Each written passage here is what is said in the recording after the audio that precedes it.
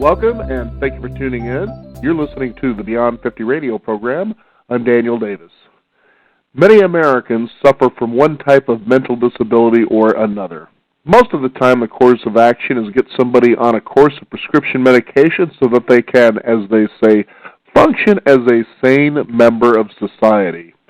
Our guest today is proof that this is not true. Although he had many ups and downs searching, he came to the Tao Te Ching.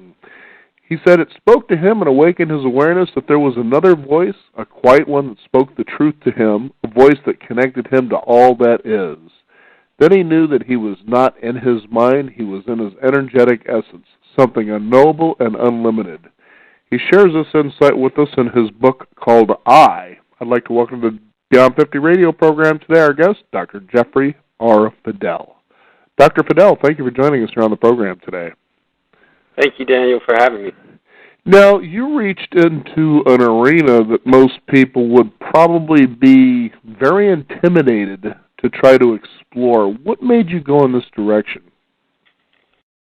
I went in this direction when my life fell apart on the outside, which was a year and a half. So it wasn't necessarily a voluntary choice, but when I lost my marriage and then my dog died, and then I walked away from my job, and then I threw my meds away all about in a very short period of time. So it was kind of, I was on my hands and knees at that point, so to say, and I really didn't know how to go on living. So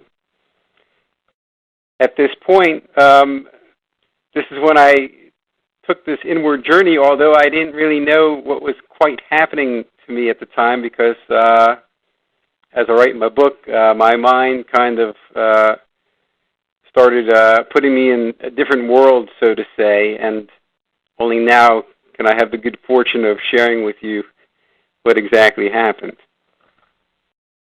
So now, what is it that you exactly, how would you describe the affliction, if you will? The affliction of what bipolar is? Yes, please. Bipolar or schizophrenia or depression or any of these other things are states of mind. In other words, if we're identified with our thinking mind and we get consumed with the thought in our minds and we believe in the thoughts that we hear or see in our minds, then we think that we become what we're thinking. And so then we suffer mentally. So to know ourselves beyond thought is the way out of mental suffering. And that I could only have, I was fortunate to find the teachings of the Tao Te Ching to enable myself to learn myself beyond thought. Now, you stated in your book when it came to the Tao Te Ching that the Tao that can be named is not the Tao. Well, now, what was it about that that really inspired or really awoken you, if you will? Well, that name kind of says it all, what you just said. That first sentence is the most important sentence in the Tao, which states, as you just stated, the Tao that can be named is not the eternal Tao. In other words, when we name something, it's no longer what it truly is, but it's a name of what it is.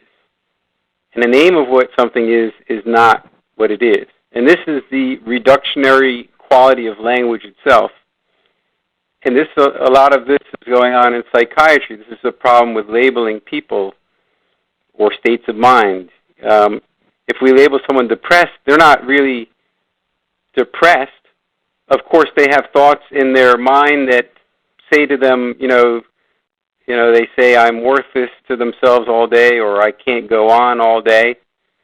But then the observer labels the person as depressed, to use a word to create a category, so to say. But, a category is just that. It's not truly what the person is. Of course, the patient or the person is experiencing mental suffering. This is true. but the word depression is kind of like the best we can do to name something. But this is what we do even when we have named objects around our house. If you look at a phone, you call it a phone, but we don't know what it is for sure, because no two phones are exactly the same, yet they carry the same name, phone. So language could kind of deceive us a little bit if we're not careful. Well, isn't that the truth? It seems that language for many creates the energetic reality of the object that they're naming. But it isn't the object itself, as you were talking about. Yeah, I mean, the Tao really teaches what the Tao enabled me to do is unname everything. And when I say everything, I mean myself included. In other words, to know myself beyond my named self was pretty much the journey inward. Like, who is Jeffrey Fidel without any thought? And that's kind of like what I learned on my journey inward. It was the pure beingness of who I was. And that's outside of my mind.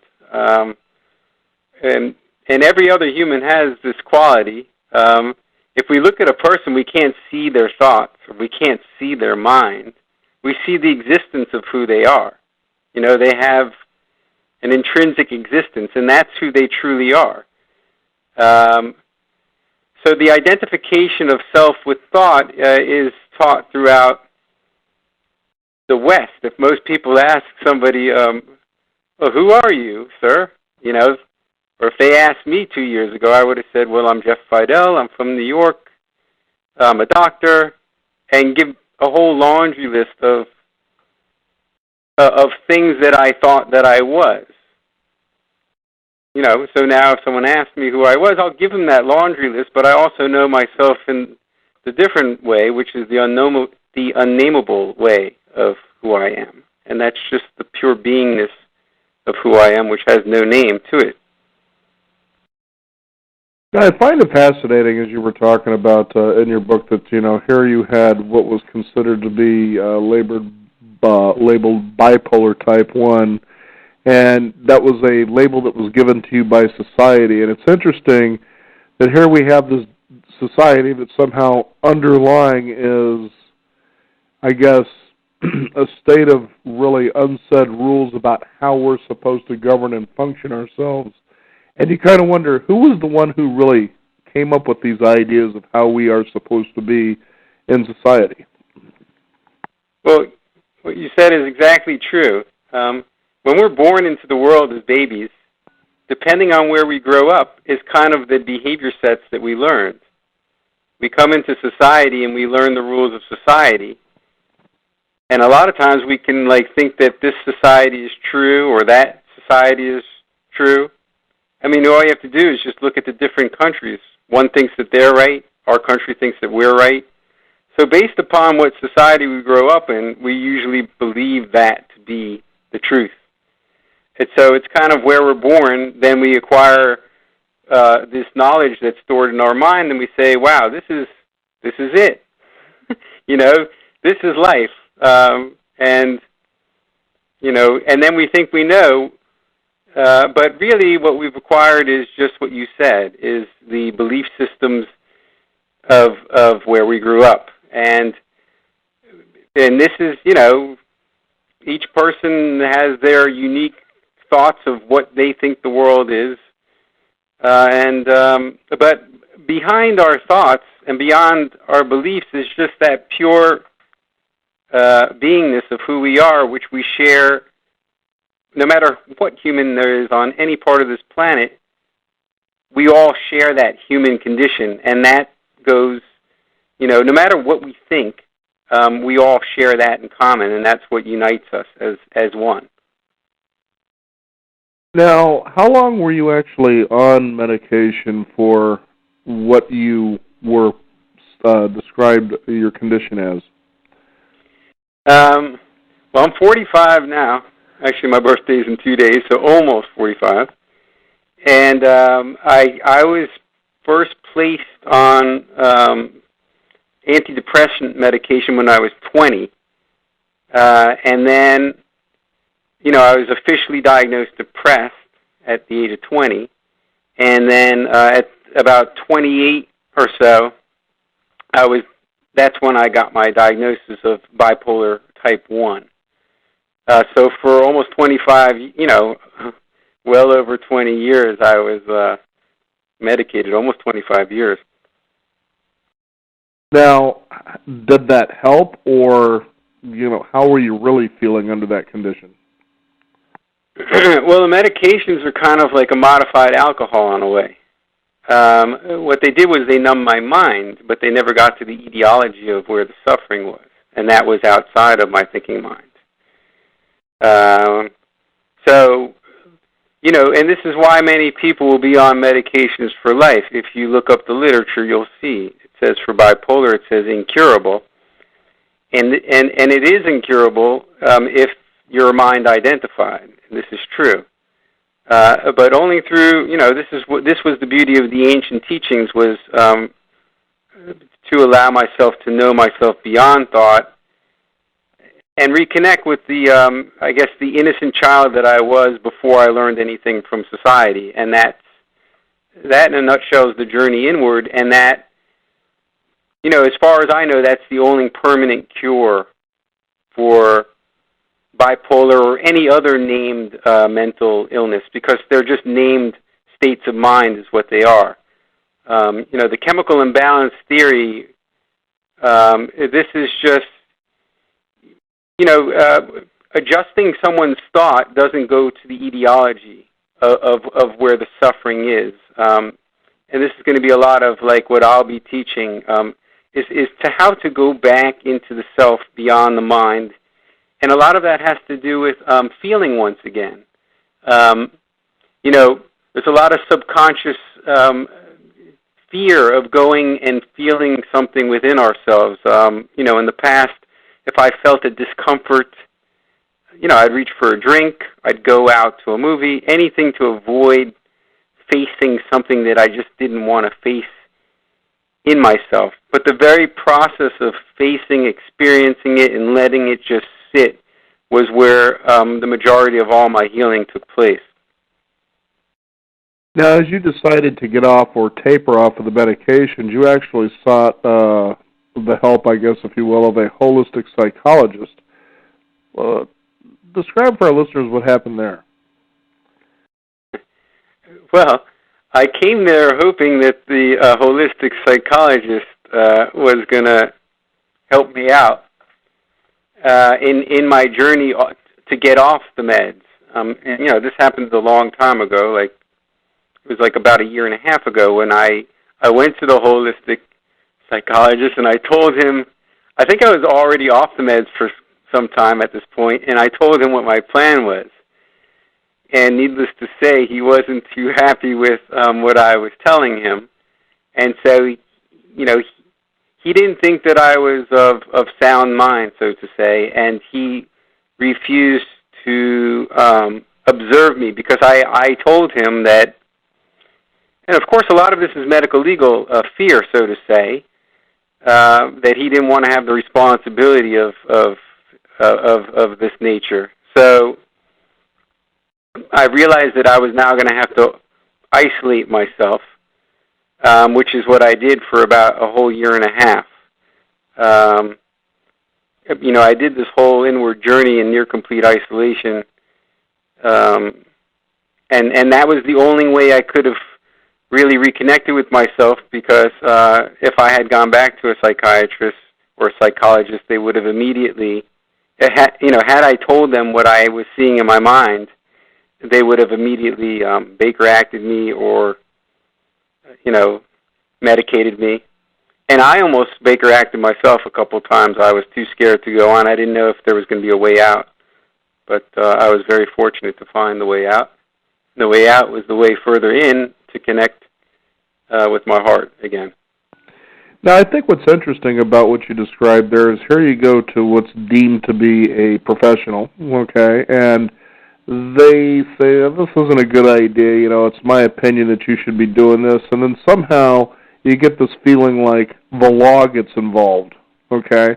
So now all of a sudden you have people that are making this decision about how to live your life, especially here in America, we're supposed to be in the pursuit of happiness, and they're deciding, without you having really shown that I'm aware of, any imminent danger that the decision you've made is going to be a dangerous one. You weren't really breaking any laws, but yet these people sort of approached you with that attitude as though you were.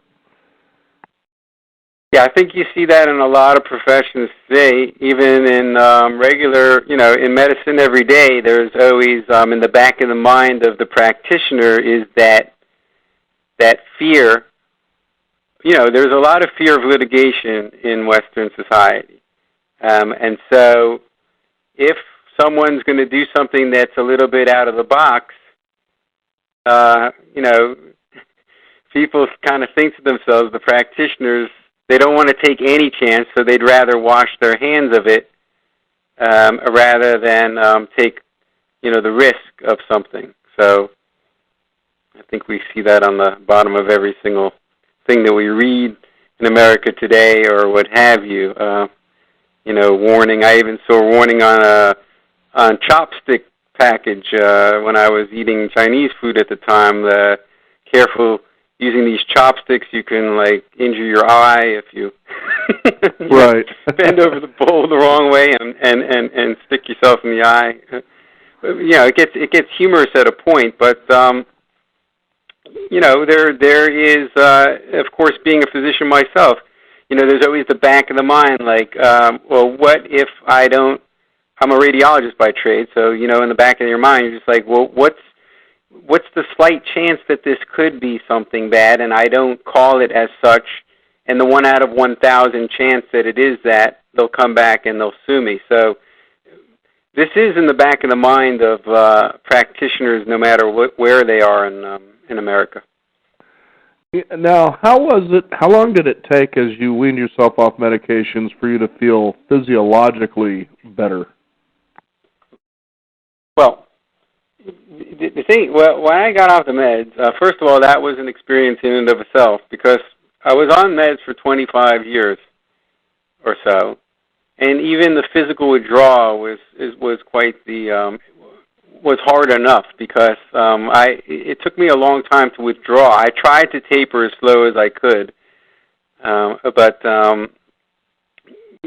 at times it felt like I was giving childbirth in my head. It was like there was just these unusual sensations inside my head, and I just lie down on the bed for hours, just allowing these sensations to happen. So that part alone took a long time. But the dangerous and the scary part of the whole thing was the states of mind that I was going to enter, and I wasn't aware that was up and coming for me. Because these states of mind are so scary that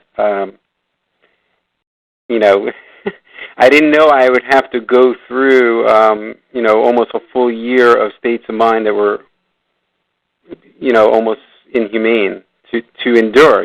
I almost took my life several times throughout it, but I just kept going. No matter what my mind was showing me, which I believed to be true at the time, I just kept going and going and going through all these states of mind.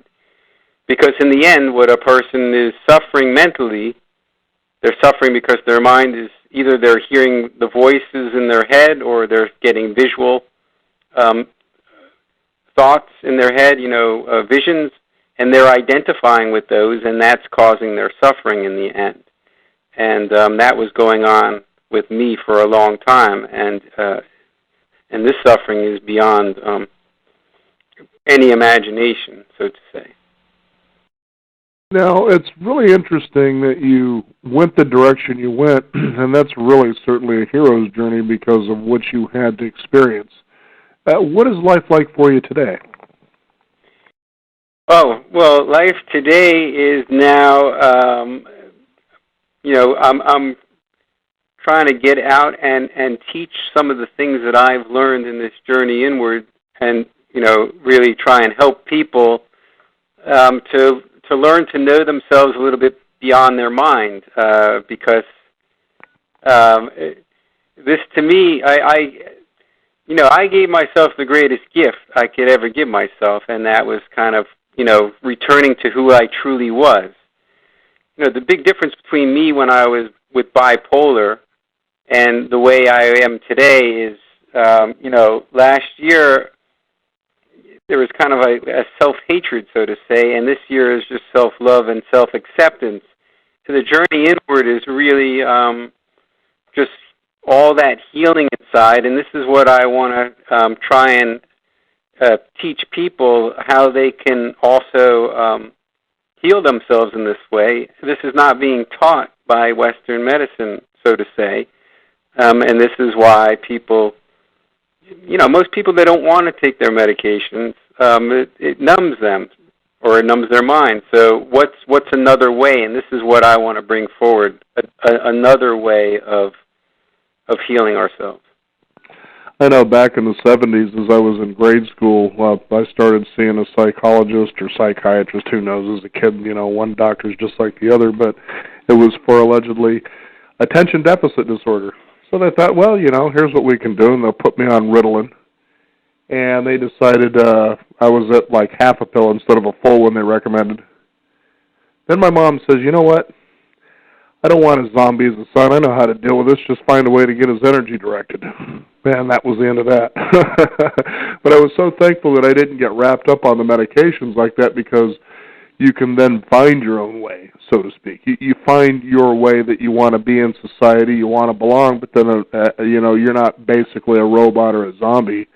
And I would ask, to the people out there that might be or have been labeled, so to speak, with the condition that you had, or others that might have different ways, what would you say to them to kind of get them on the path that they might experience a richer life than they are, especially if they're on medication? Well, in the end, I would say that we're all our greatest teachers. So I think anyone can know themselves kind of how truthful they are to themselves. This is something I had to learn. So the more truthful we are to ourselves, the more inner peace we have. In other words, we always know in the back of our mind what our motives might be. Now, sometimes they could be subtle, like we'll go do something with someone we don't want to do something, maybe because we feel some guilt or something. And it takes a little bit of courage, I guess, to step back and not do the thing that we don't want to do. Other things we could do is forgive within ourselves, which is probably the greatest medicine we can give ourselves. In other words, this was one of my greatest healings. Was I held a lot of anger inside of myself because of I had perceived that I was wronged. Certain things happened in my childhood, other things happened later in life, and I just couldn't get over it, meaning my mind couldn't get over it. So I was in a constant state of anger, and I was the one that was suffering for all that anger. So my ability to forgive within myself, and then forgive myself, pointing the finger back at myself also, and seeing that I was no angel either during life. And so when we start to step back and forgive ourselves and take responsibility for ourselves and not do the things that aren't truly who we are, then we start really being ourselves and not acting in a way to please others. It's more, we're being truly who we are, and this is this is part of the way of our healing. And I'll tell you, it's not easy in today's society because we're surrounded by nothing but temptations. And this is another reason I had to leave pretty much society behind for the year and a half, and be in isolation, so to say. It's interesting you put it that way because of the fact of how real that is. You have advertising all over the place. You got it on the car, it's on the sidewalk, it's just all in your face. And I don't think the human mind was meant for that much stimulus, if you will. And to give you an example, in an area of Tibet, place that's known for its quiet, the whole bit, they decided to start doing that in that area where you began seeing billboards. They introduced television, things like that these people weren't used to. And, for instance, crime went up something like 1,150%. Wow. And you can't tell me that's because these guys were nuts when for centuries they were just fine. And all of a sudden you bring this into the mix. You know, they, for instance, theft was something like 1,540%. I mean, these are people that don't even think about stealing, and all of a sudden, you know, they're doing all these crazy things that in industrialized societies is pretty much the norm. And yet, within this normal industrial society, we have these experts telling us, or let's say people like yourself, but you're not functioning normally in this society. Well, really, so what makes you the rational person here? Well, it's like you say, the mind is a lot more impulsive than the heart, so to say. And this is part of my teachings as well, is that the mind can act on thought really fast. So in other words, if we have a thought in our head, we might just impulsively act on that thought, like, I want cookies. And, like, you know, you just open the pantry, you start eating without even, like, stepping back and really considering, am I really hungry? You know, it's just the mind can be extremely impulsive.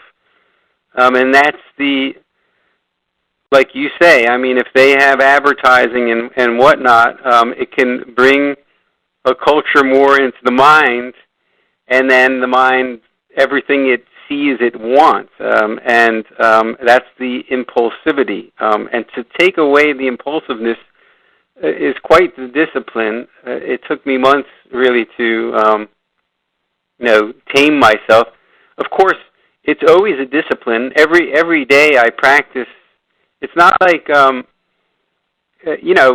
just try to be as true to myself as possible. You know, no one's perfect in the world. But this is how I was able to really, reconnect with who I truly was. And therefore I'm not mentally ill anymore because I'm now, what I was supposed to be, I guess, before I was, so to say, developed this acquired mindset that society told me I was supposed to be, and I believed it. So it was my unlearning that cured me, so to say. Isn't that neat when the simplest tools tend to be the ones that work the best?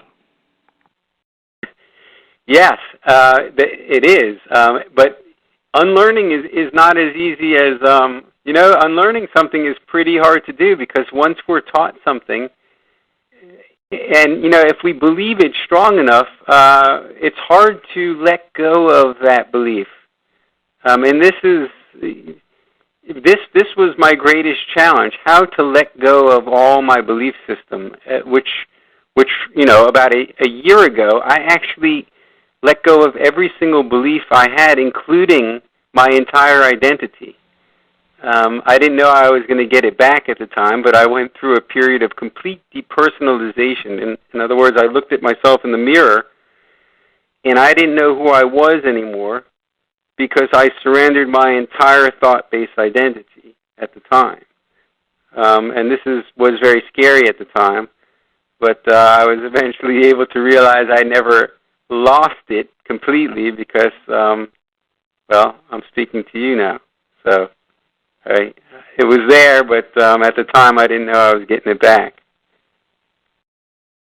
Well, we want to thank you for taking the time to send out some hope to a lot of people that perhaps want to find a different way for themselves and enjoy life a lot better. I know being on medications for many years can't be a good thing after a while. And I was kind of curious, is there a website that people can go to and discover more, how to get the book, things like that? Yes, there is a website, and there's a lot of videos of some of my teachings on that website that people can look at, as well as the book, like you spoke of. And the book is either I or one. The symbol is just a vertical line, being that it's up to the mind of the interpreter to determine what that symbol would be. I guess it also has a subtitle, I, One MD's Inward Journey to Liberate Himself from Mental Suffering. And the website is www.jeffreyfidelmd.com. JEFFREYFIDELMD, all one word together. Well, very good. Dr. Jeffrey Fidel, I want to thank you for joining us here on the Beyond 50 radio program today. It's been a pleasure to be able to share this information, especially coming from a doctor who found a different path. Thank you, Daniel, for having me. It's been a pleasure. You betcha. The book is our guest today, Dr. Jeffrey R. Fidel, joining us here on the Beyond 50 radio program. You can also discover more by visiting us at beyond50radio.com. That is the number 50. Sign up for our weekly e-news updates. Keep up to date with what's going on in Beyond 50 as well as upcoming shows. I'm Daniel Davis. Thank you for tuning in. This is the Beyond 50 radio program, and remember, live your day past halfway.